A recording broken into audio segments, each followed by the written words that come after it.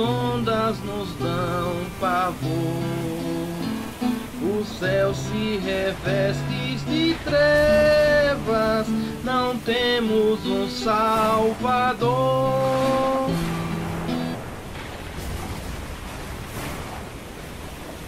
Todos que já foram nas igrejas já devem ter lembrado dos hinos da harpa cristã já na abertura de cultos. Outra forma fácil de se lembrar dos hinos da harpa cristã é que as letras são fáceis de decorar, quanto as belas melodias e os refrões.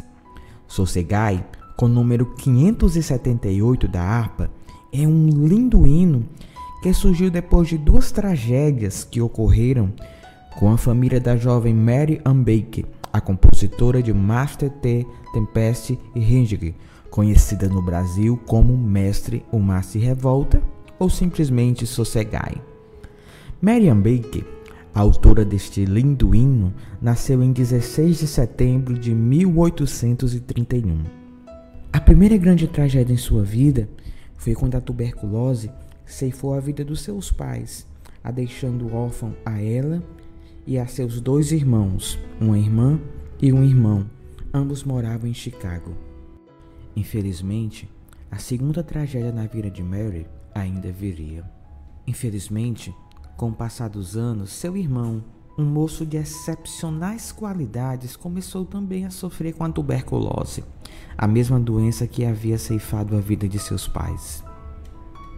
Das suas escassas economias, as duas irmãs conseguiram recursos para que ele viajasse à Flórida, na esperança de que, no clima mais ameno, começasse a melhorar. Não lhes foi possível acompanhá-lo. Infelizmente, foi tudo em vão. Em poucas semanas, o mal se agravou e o rapaz faleceu, longe do aconchego da família. Não bastasse o sofrimento das irmãs, contudo, não havia dinheiro para as irmãs irem ao seu enterro, nem para transportar o seu corpo para Chicago.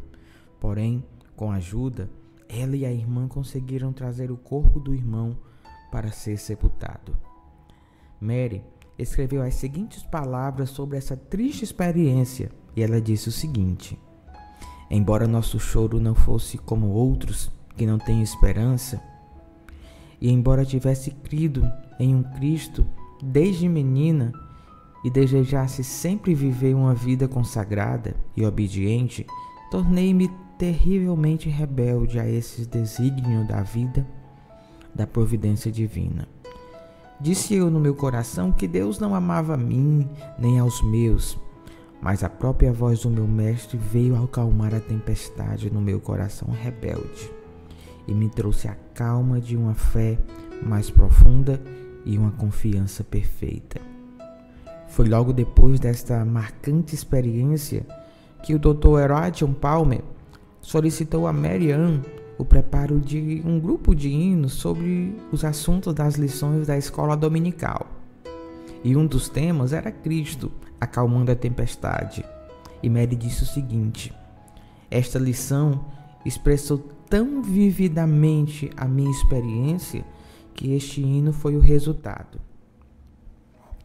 Nas palavras da inigualável inóloga Henriqueta Rosinha Braga, a experiência de Mary Ann não apenas lhe permitiu lhe narrar com felicidade a passagem bíblica, mais do que isto, capacitou a expressar a profunda fé na atuação do Mestre, quando estamos prestes a submergir nas dificuldades, tristezas e impasses em que a vida nos enreda. Imediatamente, o próprio Dr. Palmer, vendo aquilo, escreveu a música para o hino, que tem beneficiado a muitos com a sua mensagem de fé. Então publicou na coletânea Song of Love for Bible School, Cânticos de Amor para a Escola Dominical, em 1874.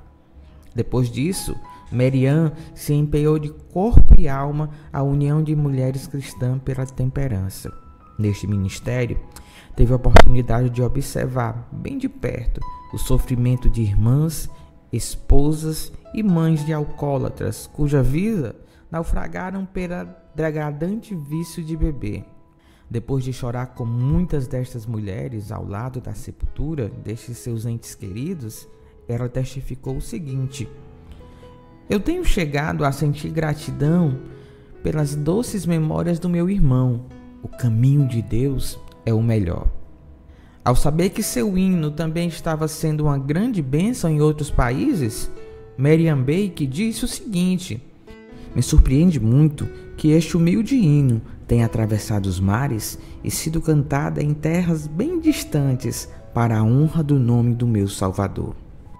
Este hino também logo foi incluído em outras coletâneas. Nos Estados Unidos, tornou-se tão amado que em 1881, quando o presidente Garfield foi baleado, ficou entre a vida e a morte e finalmente, infelizmente, morreu.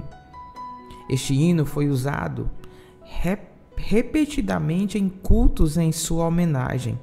Foi neste ano que a autora também faleceu. Sankey incluiu este hino em Sacred Song Loved Solos, Cânticos e Solos Sacros, em 1881, que difundiu ao redor do mundo. Provavelmente foi deste hinário que o saudoso missionário William Edwin Entwistle o traduziu para o português em 1903 e o incluiu no cantor cristão, Hinário Batista, e posteriormente na harpa cristã.